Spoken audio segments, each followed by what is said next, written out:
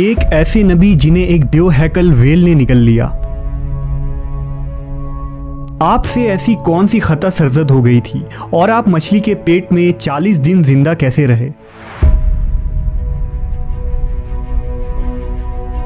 इस वीडियो में हम उस हस्ती के मुतालिक जानेंगे जिनका वाकया कुरान मजीद में यूनुस और तौरेत में जोनाह के नाम से आया है।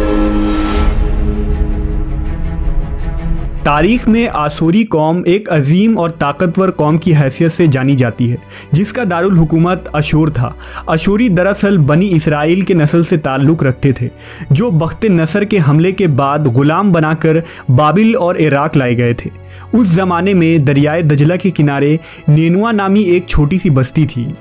अशूर के किसी बादशाह ने एक देवता के नाम पर निनवा में एक मंदिर बनवाया। रफ्ता रफ्ता दूसरे बादशाहों ने भी मंदिर और इमारतें बनाना शुरू कर दी और एक दौर ऐसा आया कि ये छोटा सा इलाका सल्तनत अशूरिया के अजीमुशान दारुल सल्तनत में तब्दील हो गया।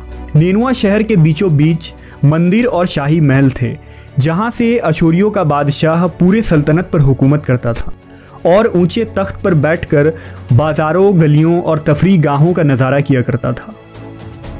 अशूर के मगरिबी इलाके में लहलहाते खेत थे। पूरा शहर दरख्तों और बागात से सरसब्ज़ व शादाब था। अशूरिया लोग पत्थर तराशने के फ़न में भी माहिर थे, लिहाजा जगह जगह संगे मरमर के दीवारों पर उन्होंने अपने देवताओं के नक्शो निगार बना रखे थे। मुख्तसर ये कि निनवा तहजीब व तमद्दुन के लिहाज से इंतहाई तरक्की याफ्ता शहर था। अशूद्र देवता उनका सबसे बड़ा देवता था। नेज़ ये लोग बादशाह को भी खुदा का दर्जा दिया करते थे। ये लोग बुत परस्ती और कुफ्र शिर्क में मुब्तला थे। उस वक्त निनवा की आबादी 1 लाख से ज़्यादा थी और ये 700 कबल मसीह का ज़माना था। अल्लाह ने उस ज़माने में उस कौम की हिदायत के लिए हज़रत यूनुस अलैहिस्सलाम को भेजा। हज़रत यूनुस का पूरा नाम यूनुस इब्ने मत्ता था। आप हज़रत हूद अलैहिस्सलाम की औलाद में से थे, जबकि बास मुफस्सरीन ने लिखा है कि यूनुस अलैहिस्सलाम का ताल्लुक़ बनी इसराइल से था। आप हज़रत यूसुफ़ के छोटे भाई बिन यामीन के बेटे थे। जब आपको नबूवत मिली उस वक्त आपकी उम्र 28 साल थी। आप पर एक सहीफ़ा भी नाजिल हुआ जो तौरेत में यूनाह के नाम से मौजूद है। हज़रत यूनुस सबसे पहले अशूरी बादशाह के पास गए और उसे पैगाम हक़ सुनाया। उसे खुदाई के झूठे दावे से तौबा करने का हुक्म दिया और एक अल्लाह की इबादत की तरफ बुलाया। यूनुस अलैहिस्सलाम ने उससे उन इसराइली कैदियों को आज़ाद करने का भी हुक्म दिया जिसे उसने कैद कर रखा था। निनवा का बादशाह आपकी बातें सुनकर गज़बनाक हो गया और आपकी जान का दुश्मन बन गया। लिहाजा आप अलैहिस्सलाम निनवा के अवाम के पास गए और उन्हें तौहीद की दावत दी। उन्हें शिर्क व बुत परस्ती और दूसरी बुराइयों से तौबा करने को कहा, मगर अहले निनवा ने ईमान लाने से इनकार कर दिया और अल्लाह के रसूल को झुटला दिया। यूनुस अलैहिस्सलाम मुसलसल इस कोशिश में रहे कि उनकी कौम के लोग राह रास्त पर आ जाएं। आपने उन्हें बहुत समझाया और दावत के काम को जारी रखा। देखते देखते 40 साल का अरसा गुजर गया, लेकिन यह कौम हज़रत यूनुस का इनकार करती रही और शिर्क पर डटे रहे। नेज़ हज़रत यूनुस को धमकियां भी दी गईं कि अगर आपने अशूद्र देवता के ख़िलाफ़ कुछ कहा तो वो आपको कत्ल कर देंगे। आखिरकार हज़रत यूनुस अपने कौम से मायूस हो गए। जब उनकी सरकशी और नाफरमानी इंतहा को पहुंच गई तो अल्लाह ने हज़रत यूनुस को हुक्म दिया कि लोगों को आगाह कर दो कि 3 दिन के अंदर उन पर अजाब आने वाला है। लिहाजा आपने अहले निनवा के सामने ऐलान किया कि अगर तुमने 3 दिनों के अंदर बुत परस्ती और शिर्क से तौबा ना की तो तुम पर अल्लाह का कहर नाजिल होगा और पूरा शहर तबाह व बर्बाद हो जाएगा। लोगों ने आपका मजाक उड़ाया और जवाब में कहा, हम तुम्हारे रब की तरफ से अजाब के मुंतज़िर रहेंगे। आपकी कौम ने आपस में मशवरा किया तो इस बात पर सबका इत्तेफाक हुआ कि यूनुस को कभी झूठ बोलते नहीं देखा गया, लिहाजा उनकी बात नज़रअंदाज नहीं करनी चाहिए। मशवरे में ये भी तय हुआ कि देखा जाए कि अगर यूनुस अलैहिस्सलाम रात बस्ती के अंदर अपने घर में मुकीम रहते हैं तो समझ लो कि कुछ नहीं होगा, और अगर वो यहाँ से कहीं और चले जाते हैं तो यकीन कर लो कि सुबह अजाब ज़रूर आएगा। हज़रत यूनुस अलैहिस्सलाम रात को उस बस्ती से निकल गए। सुबह हुई तो अज़ाबे इलाही का एक सयाह धुआं बादल की शक्ल में बस्ती वालों के सरों पर मंडलाने लगा। जब वो उनके करीब होने लगा तो उन लोगों को यकीन हो गया कि अब वो सब हलाक होने वाले हैं। दरअसल हज़रत यूनुस अलैहिस्सलाम अपनी कौम से नाराज़ होकर चले गए थे, मगर उन्हें वहाँ से निकलने का हुक्म नहीं दिया गया था। वो अजाब की इत्तला देने के बाद अल्लाह की इजाज़त के बगैर अपना इलाका छोड़ गए थे। आसार अजाब देखकर जब अशूरियों ने तौबा व इस्तिग़फ़ार की तो अल्लाह ने उन्हें माफ़ कर दिया। अल्लाह ताला किसी कौम को उस वक्त तक अजाब नहीं देता जब तक वो अपनी हुज्जत पूरी नहीं कर लेता।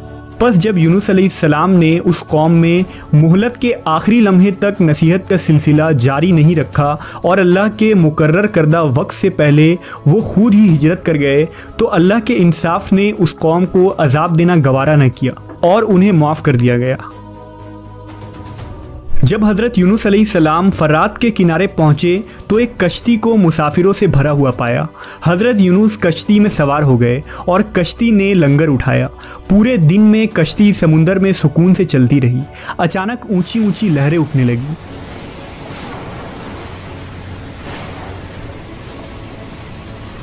लोगों ने अपना साजो सामान समुंदर में फेंक दिया कि कश्ती का बोझ कम हो जाए, लेकिन कश्ती का बोझ फिर भी कम न हुआ।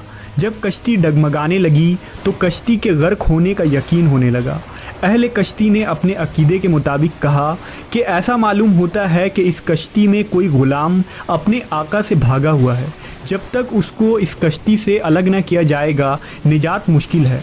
यूनुस अलैहिस्सलाम ने सुना तो उनको तंबीह हुआ कि अल्लाह को मेरा निनवा से वही का इंतज़ार किए बगैर इस तरह चले आना पसंद ना आया और ये मेरी आजमाइश के आसार हैं।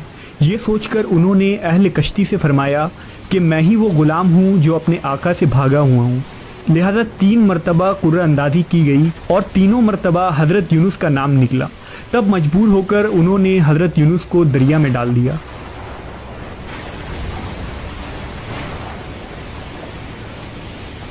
उस वक्त अल्लाह ने एक बड़ी मछली को हुक्म दिया कि उन्हें निगल लो, ये तुम्हारी गज़ा नहीं है, इसलिए उनके जिस्म पर कोई तकलीफ़ नहीं होनी चाहिए। मछली ने हज़रत यूनुस को अपने पेट में निगल लिया।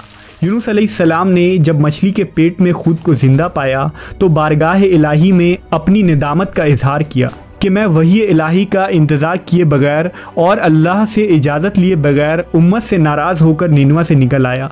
हज़रत यूनुस ने मछली के पेट में अल्लाह को पुकारा। उन पर 3 अंधेरे इकट्ठे हो गए थे, रात का अंधेरा, मछली के पेट का अंधेरा और समुंदर का अंधेरा। आपने उन अंधेरों में ये कलमात कहे, अल्लाह तेरे सिवा कोई माबूद नहीं, तू यकता है, मैं तेरी पाकी बयान करता हूँ, बेशक मैं अपने नफ्स पर खुद ही जुल्म करने वाला हूँ। रिवायतों के मुताबिक अगर हज़रत यूनुस ये तस्बीह ना कहते तो क़यामत तक मछली के पेट में रहते। रसूल अल्लाह सल्लल्लाहु अलैहि वसल्लम ने फरमाया कि जब यूनुस ने यह दुआ की तो ये कलमात अर्श के गिर्द घूमने लगी। फरिश्ते कहने लगे कि ये बहुत दूर दराज जगह से आवाज़ आ रही है, लेकिन कान उससे पहले इससे आशना ज़रूर हैं और आवाज़ बहुत ही कमज़ोर है। अल्लाह ने हज़रत यूनुस की दर्द भरी आवाज़ को सुना तो फरमाया, क्या तुम इस आवाज़ को नहीं पहचानते? उन्होंने कहा नहीं। फरमाया, ये मेरे बंदे यूनुस की आवाज़ है। फरिश्ते ने कहा, ये वही यूनुस है जिसकी पाक अमल कबूल शुदा हर रोज़ तेरी तरफ चढ़ते थे। ए अल्लाह, मुसीबत के वक्त उस पर रहम कर। तो उस वक्त अल्लाह ने मछली को हुक्म दिया कि वो आपको बग़ैर किसी तकलीफ़ के समुंदर के किनारे उगल दे। रिवायतों के मुताबिक यूनुस अलैहिस्सलाम 40 दिन उस मछली के पेट में रहे और उसके बाद अल्लाह के हुक्म से उस मछली ने आपको समुंदर के किनारे उगल दिया। मछली के पेट में रहने की वजह से आपका जिस्म ऐसा हो गया था जैसे कि परिंदा का पैदाशुदा बच्चा जिसका जिस्म नरम होता है और जिस्म पर बाल तक नहीं थे। गर्ज हज़रत यूनुस बहुत ही कमज़ोर और नातवा हालत में खुश्की पर डाल दिए गए थे। इसके बाद अल्लाह ने समुंदर के किनारे पर एक बेलदार दरख्त उगाया। रिवायतों के मुताबिक वो कद्दू का पौधा था जिसके ज़रिया हज़रत यूनुस अलैहिस्सलाम पर साया हो गया। इसके अलावा अल्लाह ने एक जंगली बकरी भेज दी जो ज़मीन की घास और जड़ी बूटियाँ खाती थी और सुबह व शाम आपको दूध पिलाती थी, यहाँ तक कि आप तंदुरुस्त हो गए। हज़रत यूनुस दरख्त के उस साए में झोपड़ी बनाकर रहने लगे। यूनुस अलैहिस्सलाम की कौम उन्हें तलाश करती हुई एक दिन उस साहिल के किनारे पहुँच गई और उन्होंने आपको देख लिया। उन्होंने आपके हाथ पर इस्लाम की बैत कर ली और साथ ही अल्लाह से तौबा व इस्तिग़फ़ार करने लगे। यूनुस अलैहिस्सलाम दोबारा निनवा चले गए और वहाँ रहकर अपनी कौम की रहनुमाई फरमाई। हज़रत यूनुस की ज़िंदगी निनवा ही में गुजरी और वहीं आपका इंतकाल हुआ। इस किस्से से हमें यह सबक मिलता है कि किसी भी हाल में अल्लाह की रहमत से मायूस नहीं होना चाहिए और ना ही हिदायत के मामले में अपनी ज़ात पर भरोसा करना चाहिए। हिदायत तो बस अल्लाह ही की तरफ से है, हमारे ज़िम्मे बस पैगाम हक़ पहुँचाना है।